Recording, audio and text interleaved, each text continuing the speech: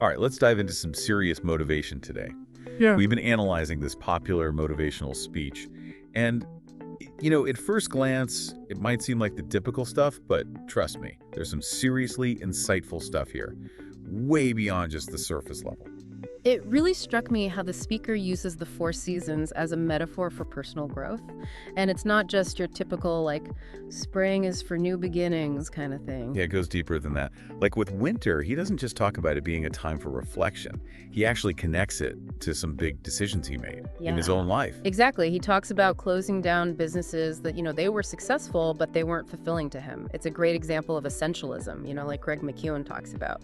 That idea of really focusing your energy on the things that truly matter and letting go of the rest. So think about it. Are your own commitments, are you spread too thin or truly focused on what matters most to you? Right, okay. So that's winter, like getting rid of the stuff that's not serving you. Yeah. And then spring comes along. That's when he talks about new ideas and opportunities emerging. And he uses this really great gardening analogy. He says, what you water grows. It's such a simple idea, but it really makes you think about where you're directing your energy, your attention. Are you nurturing the right things that align with your goals and values? This whole thing about focus, it really resonates with me because honestly, I'm somebody who gets distracted really easily. And I can see how that watering analogy really applies to so many areas of life, not just work or like big goals, Totally. It's about being intentional with your energy, even in the small things. And then, he moves on to summer, which is all about reaping the rewards of your hard work. But he's careful to say success isn't just about external validation, right? He talks about how he finds a lot of satisfaction in creative exploration, even when the outcome is uncertain. It's so important, because it's easy to get caught up in chasing those external markers of success. Money, fame, recognition, but true fulfillment. True fulfillment comes from aligning with your purpose, from doing work that feels meaningful to you, even if it doesn't always lead to those external rewards. And then we get to autumn, which he describes as a time for gratitude, reflection, and getting ready for a new cycle. And he makes this great point that both the highs and lows, they both contribute to growth. Yeah. He really emphasizes the importance of letting go, shedding those things that no longer serve us, to make space for new beginnings. This whole seasonal metaphor is like a really elegant way of looking at the cyclical nature of life, of growth and achievement. But then he takes things to a whole other level when he introduces this concept of the hard thing. Okay, so this is where it gets really interesting. What exactly is the hard thing? Well, it's this idea that challenges are inherent to growth and success. He's not sugarcoating things. He's acknowledging that there will be obstacles, there will be setbacks, there will be moments of doubt. I think a lot of motivational stuff tends to gloss over the hard parts. So it's refreshing to hear someone acknowledge that, it's not all sunshine and rainbow. Exactly right. He's being real.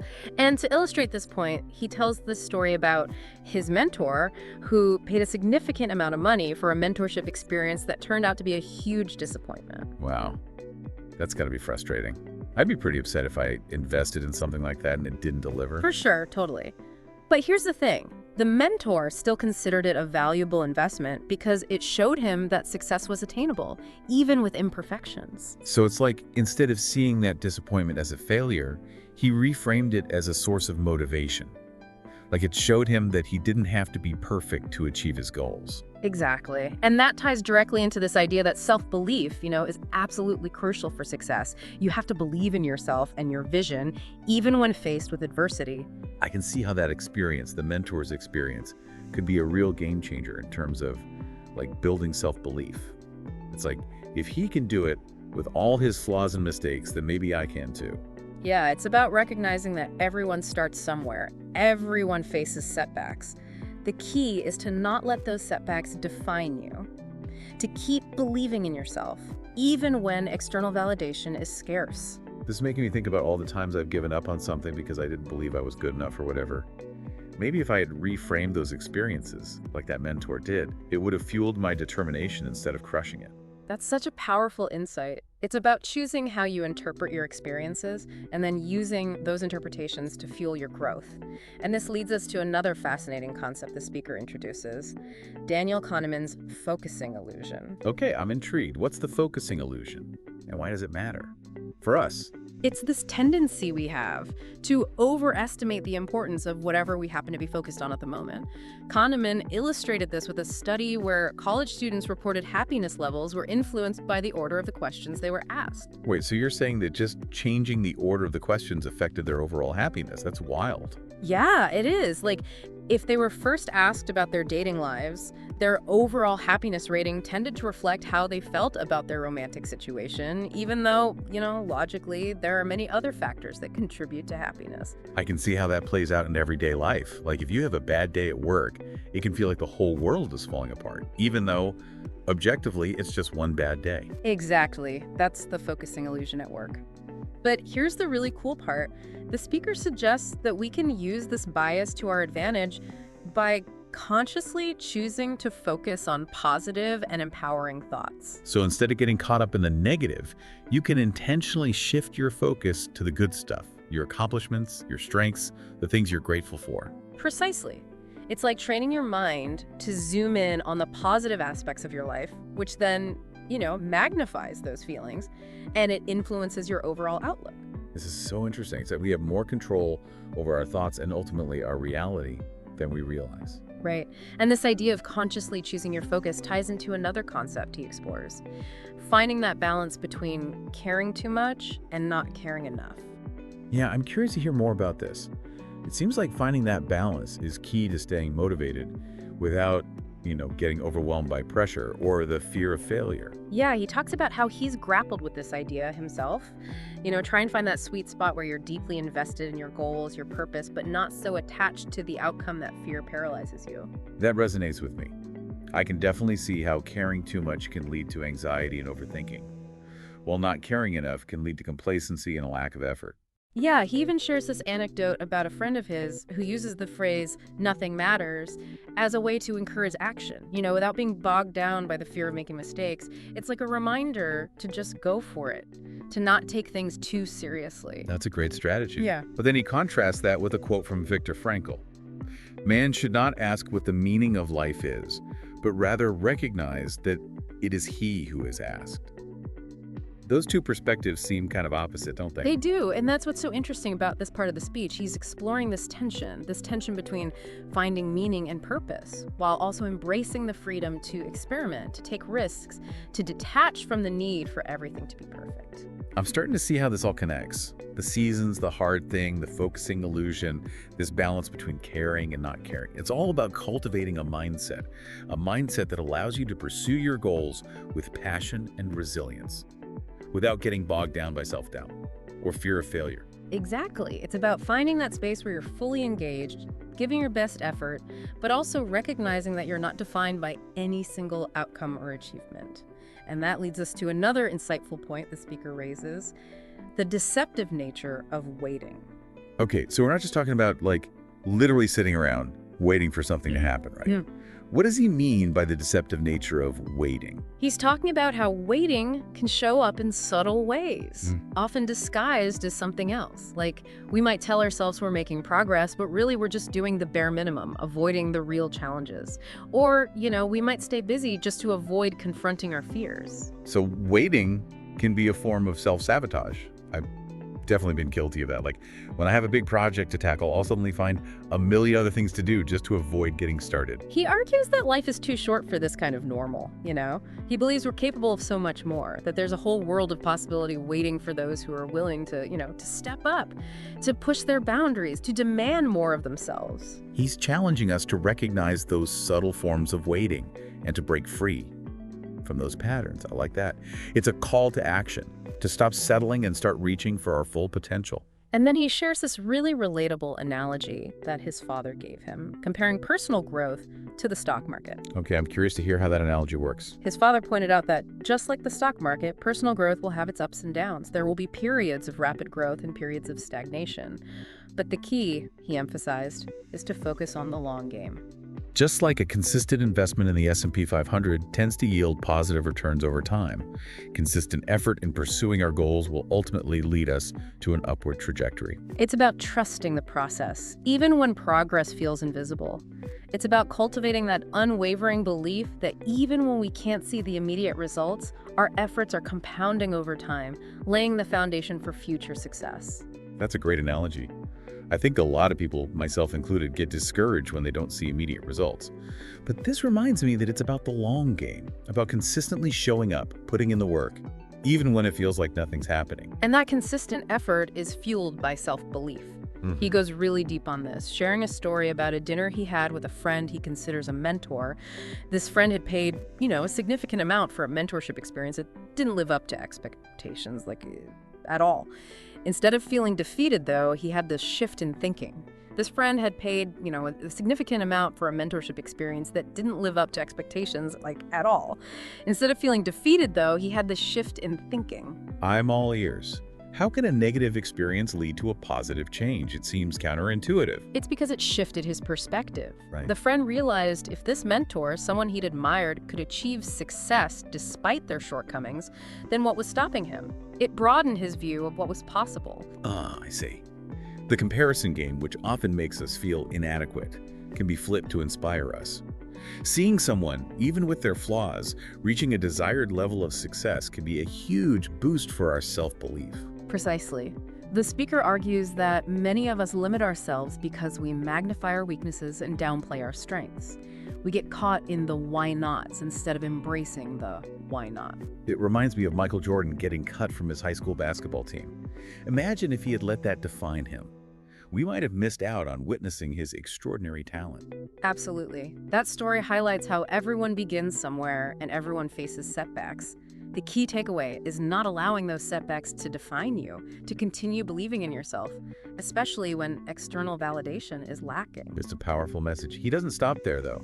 He emphasizes the need to not only believe in yourself, but to also give yourself permission to chase your goals and dreams. That's an important nuance, wouldn't you say? I completely agree. It's the realization that you don't need external approval to pursue what you desire.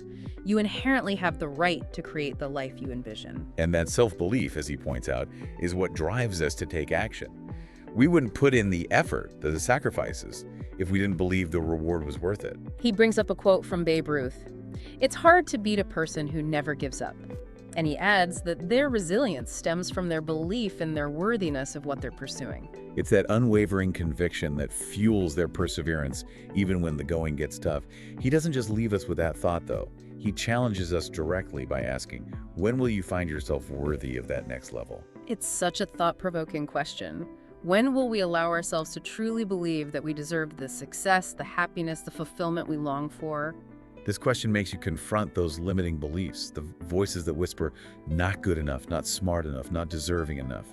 It's a call to silence those voices. He's encouraging us to break free from those narratives and step into a reality where we fully embrace our potential, where we grant ourselves permission to achieve remarkable things. And this leads him to a discussion on waiting, but not in the conventional sense. It's not about passively sitting around hoping for things to change. Exactly.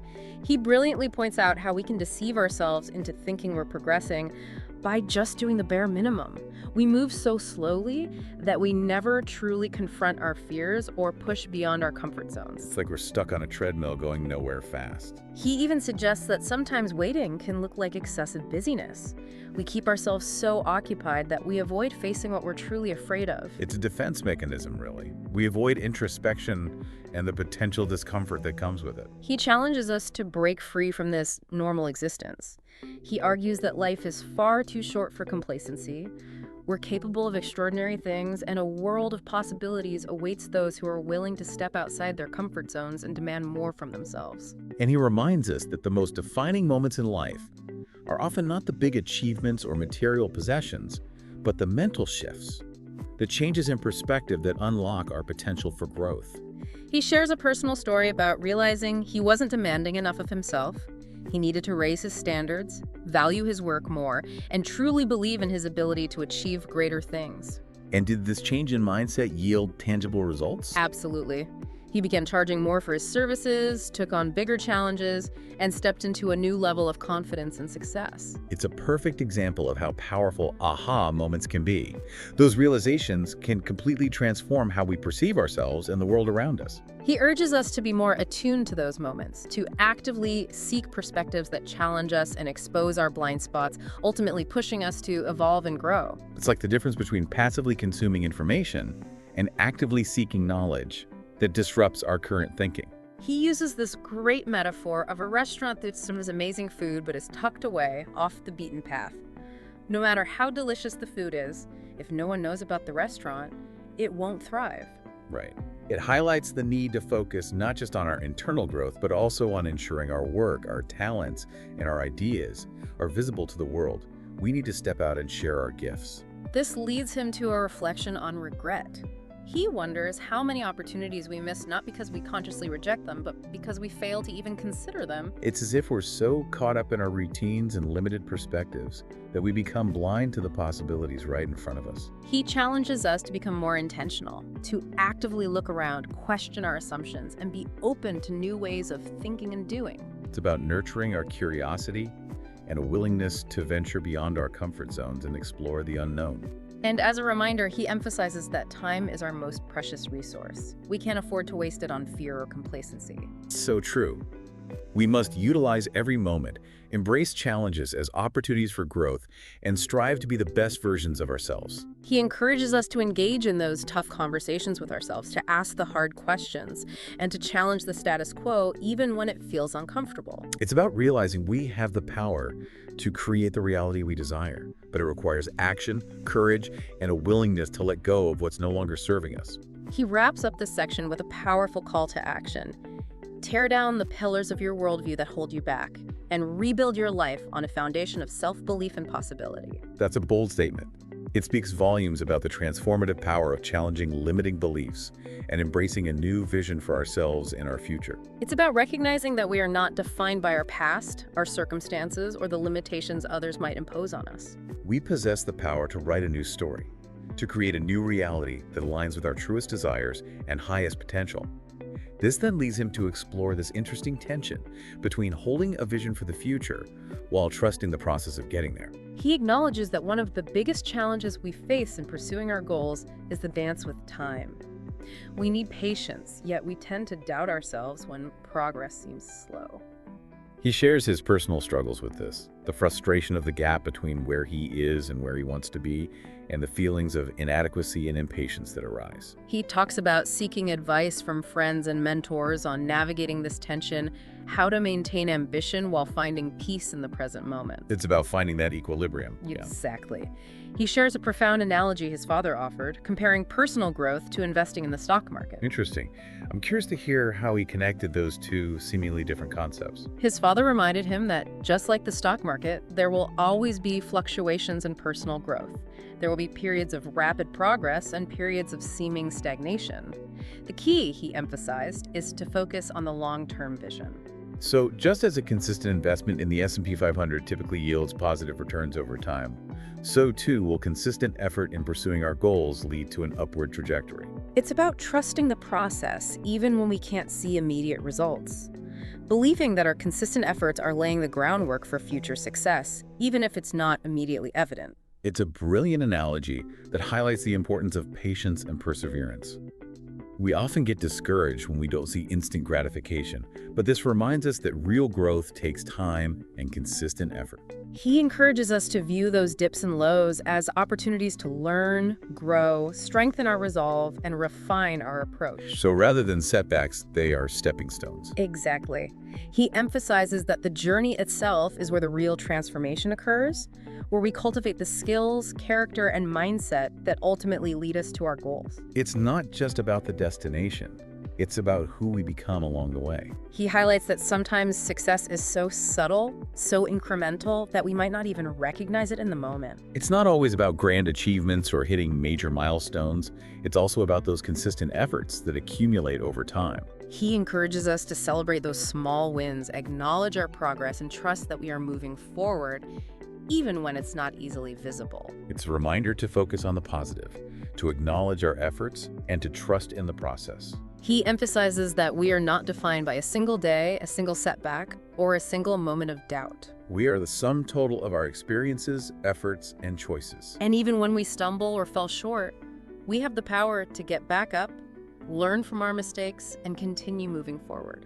It's about resilience, learning, and constantly evolving. He encourages us to shift our focus from fixating on the destination to embracing the journey, to find joy in the process of growth, and to trust that we are exactly where we need to be in this very moment. It's a powerful message. It shifts the perspective from anxiety about the future to appreciation for the present moment and the journey itself. He concludes this part of the speech with a profound reflection on the nature of life's journey, highlighting the infinite paths available to us. He acknowledges that there are no wrong turns, only lessons learned and experiences gained. This is quite comforting, isn't it? It takes the pressure off needing to always make the right decision. Absolutely. He reminds us that even when we feel lost, doubtful, or unsure of our direction, we are still progressing. It's like even when we feel like we're wandering aimlessly, we're still gathering valuable experiences and insights that will ultimately guide us toward where we need to be. He encourages us to relinquish the need for absolute control, embrace the uncertainty inherent in the journey, and trust that we will arrive at our destination. It's a message of faith and trust in ourselves and the journey. He reminds us that every step we take, every choice we make is a miracle, a testament to our resilience, courage, and unwavering desire to create a fulfilling and meaningful life. What a beautiful way to frame our everyday choices and actions. He emphasizes that we're not alone on this journey.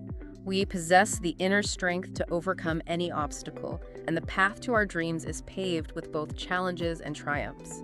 It's about recognizing that we are all interconnected and that we have the power within us to achieve great things. He encourages us to embrace the entirety of our experience, to celebrate our victories, learn from our setbacks, and trust that the journey itself is the ultimate reward. It's a powerful message of hope, resilience, and the transformative power of self-belief. It leaves us with a sense of awe and wonder at the beauty and complexity of the human experience. So, taking all of this in, what are your reflections on the ideas shared?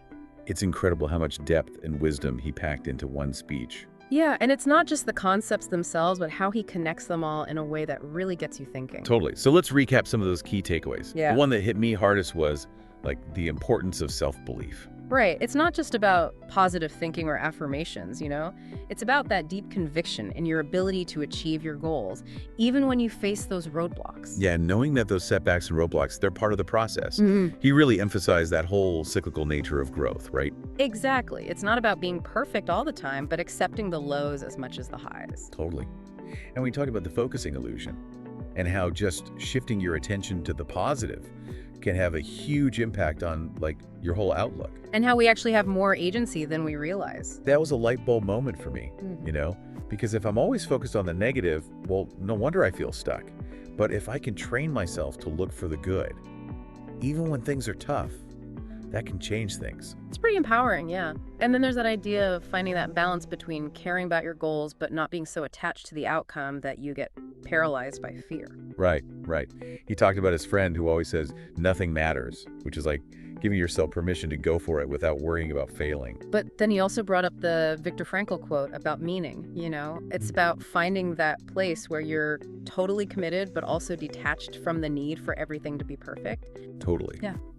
And that whole thing about waiting was insightful too. It's not always just sitting around. Sometimes it's disguised as being busy or just doing the bare minimum to avoid those real challenges. He's pushing us to be real with ourselves about the ways we might be waiting without even realizing it, to break free from those patterns and, step into the unknown. And then that analogy of personal growth being like investing in the stock market, that was gold. It's about playing the long game. Success isn't always a straight line. There are going to be ups and downs. But being consistent and patient, those are the things that bring the returns. Right. It's like those consistent investments in the S&P 500. They usually yield positive returns, eventually. Yeah. And it's the same with our goals. Consistent effort leads to that upward trajectory. It's about trusting the process, even when you're not seeing the results right away, knowing that each step is contributing to your growth. This whole deep dive has been seriously motivating. It's not just about hitting goals, but cultivating that mindset that lets you approach life with passion, and resilience, and a belief in yourself. Absolutely. Before we wrap up, one last thought-provoking question. If our thoughts shape our reality, what kind of reality are you choosing to focus on today? What are you creating? That's a great question to leave us with. What thoughts, what beliefs, what actions will you choose to shape the reality you want?